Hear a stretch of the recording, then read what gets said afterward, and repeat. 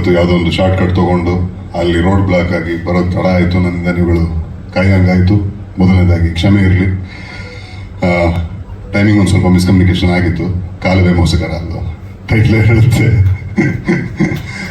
ಏನಂದರೆ ಗೆಸ್ಟ್ ಆಗಿ ಬಂದವನಲ್ಲ ಇಲ್ಲಿ. ಇವನು ನಾನು ಸಿನಿಮಾಗೆ ಬರೋಕ್ಕೆ ಮುಂಚಿಂದ ಗೆಳೆತನ ನಮ್ಮದು.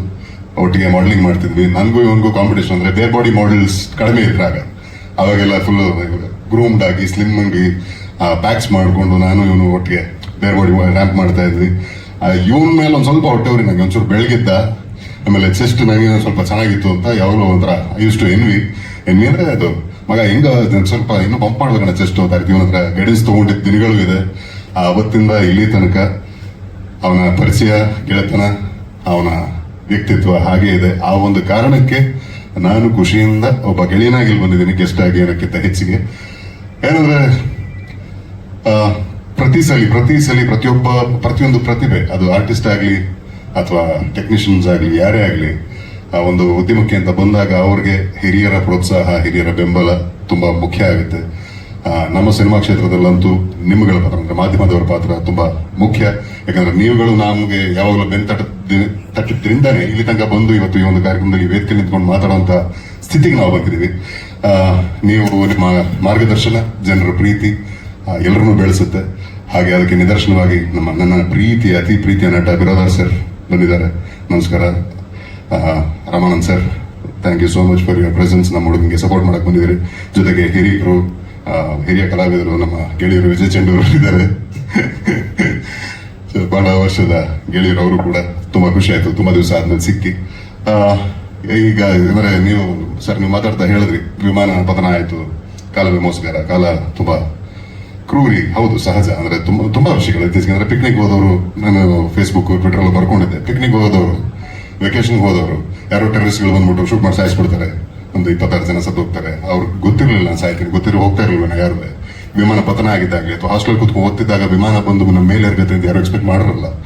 ಅಂಡ್ ಈ ಸಿನಿಮಾಗೆ ಬೆಸ್ಟ್ ವಿಶಸ್ ಕೋರ್ದಂತ ಅಪ್ಪು ಸರ್, ಅದು ಅಕಾಲಿಕ ಮರಣ, ನಮ್ಮನ್ನ ತುಂಬಾ ಬೇಗ ಅಗಲಿದ್ರು.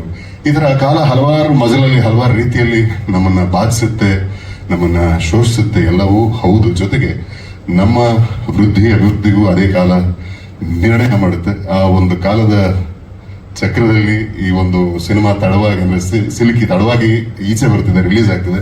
ಬಹಳ ವರ್ಷದ ಇವನ ಪ್ರಯತ್ನ ನನಗೆ ಹತ್ರದಿಂದ ನೋಡಿದೀನಿ, ಕೇಳಿದೀನಿ. ಅಂಡ್ ತುಂಬಾನೇ very promising fellow, promising actor ಆಗಿ ಬರ್ತಾನೆ ಅಂತ ನನಗೆ ಅನ್ಸುತ್ತೆ. ಸ್ಕ್ರೀನ್ ಪ್ರೆಸೆನ್ಸ್ ತುಂಬಾ ಚೆನ್ನಾಗಿದೆ. ಮೊದಲಿಂದ is a good looking Guy. But screen ಮೇಲೆ ನ್ಯೂ ಬಿ ಅಂತ ಅನ್ಸಲ್ಲ, ಹೊಸದಾಗಿ ಸಿನಿಮಾ ಬರ್ತಿದ್ಯಾ ಅಂತ ಅನ್ಸಲ್ಲ. ಆಲ್ ದ ವೆರಿ ಬೆಸ್ಟ್ ಮಗ, ತುಂಬಾ ಒಳ್ಳೇದಾಗ್ಲಿ. ಕಾಲವೇ ಮೋಸಗಾರ ಟೈಟ್ಲ್ ವೆರಿ ಸ್ಪೆಷಲ್.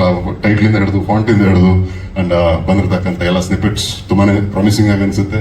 ನಿಮ್ಮ ಎಫರ್ಟ್ ಕಾಣುತ್ತೆ, ಒಳ್ಳೇದಾಗ್ಲಿ. ಅಂಡ್ ನಾನು I personally want to tell you this, ಪ್ರಯತ್ನ ನಿರಂತರವಾಗಿರ್ಲಿ. ರಿಸಲ್ಟ್ ಬಗ್ಗೆ ಚಿಂತೆ ಬೇಡ. ಅಂಡ್ ಎಷ್ಟೇ ಕಷ್ಟಪಟ್ಟರು ಕಷ್ಟ ನಮ್ದು, ಪ್ರಯತ್ನ ಮಾತ್ರ ನಮ್ದು, ಫಲ ನಮ್ದಲ್ಲ. ಸೊ ಕಾಲಕ್ಕೆ ದೇವರಿಗೆ ಬಿಟ್ಬಿಡೋಣ. ಅದನ್ನ ನಿರಂತರವಾಗಿ ಇದೇ ರೀತಿ ಎಫರ್ಟ್ ಹಾಕ್ತಾರೆ ಮಗ, ಒಳ್ಳೇದಾಗ್ಲಿ. ಅಂಡ್ ಡೈರೆಕ್ಟ್ರೇ, ಫಸ್ಟ್ ಟೈಮ್ ಒಬ್ಬ ಡೈರೆಕ್ಟರ್ ಇಷ್ಟು ಚೆನ್ನಾಗಿ ಮಾತಾಡೋದು ನಾನು ನೋಡಿರ್ಲಿಲ್ಲ. Very good, very confident. ತುಂಬಾ ಖುಷಿ ಆಯ್ತು. ಈ ಮೂಲಕ ನಿಮ್ಗಳ ಜೊತೆ ಮತ್ತೆ ಭೇಟಿಯಾಗೋ ಅವಕಾಶ ಸಿಕ್ತು. Thanks for having me.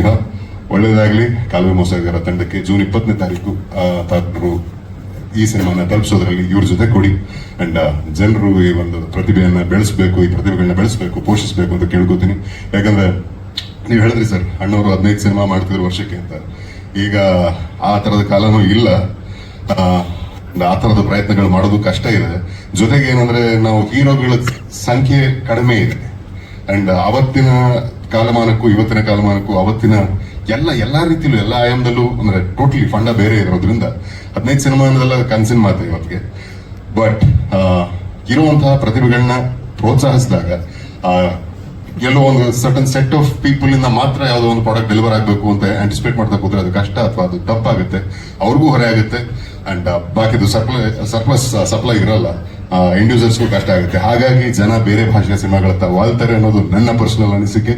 So ಪ್ರತಿಭೆಗಳನ್ನ ಪೋಷಿಸಿ ನಮ್ಮವ್ರನ್ನ ಸ್ವಲ್ಪ ಕೊಂಡಾಡೋದ್ರಲ್ಲಿ ಎಲ್ಲೋ ಒಂಚೂರು ಚೌಕಾಸಿ ಮಾಡ್ತಿದ್ವಲ್ಲ ನಾವು ಅಂತ ನನಗನ್ಸುತ್ತೆ. ಇದನ್ನ ಮತ್ತೆ ಏಟಗೆ this is my personal opinion. ನಮ್ಮವ್ರನ್ನ ಒಂಚೂರು ಕೊಂಡಾಡೋಣ, ಅವಾಗ ಸಹಜವಾಗಿ ಹೊಸ ಪ್ರತಿಭೆಗಳು ಬರ್ತವೆ, ಬಂದಂತಹ ಪ್ರತಿಭೆಗಳು ನಿಲ್ತವೆ, ನಿಂತವರು ಗೆಲ್ತಾರೆ. ಒಂದಷ್ಟು ಜನ ಎಂಗೇಜ್ಮೆಂಟ್ ಸಿಗುತ್ತೆ, ಆಕ್ಯುಪೆನ್ಸಿ ಸಿಗುತ್ತೆ, ಜನರ ಕೆಲಸ ಸಿಗುತ್ತೆ. ಈ ಎಲ್ಲಾ ನಿಟ್ಟಿನಲ್ಲೂ ನಾವೆಲ್ಲರೂ ಸೇರಿ ಒಗ್ಗೂಡಿ ಪ್ರಯತ್ನಿಸಬೇಕಾಗಿದೆ. ಸೊ ಪ್ರಯತ್ನ ಪಡೋಣ ಅಂತ ಆಶಿಸ್ತಾ, ಜೈ ಹಿಂದ್, ಜೈ ಕನ್ನಡ.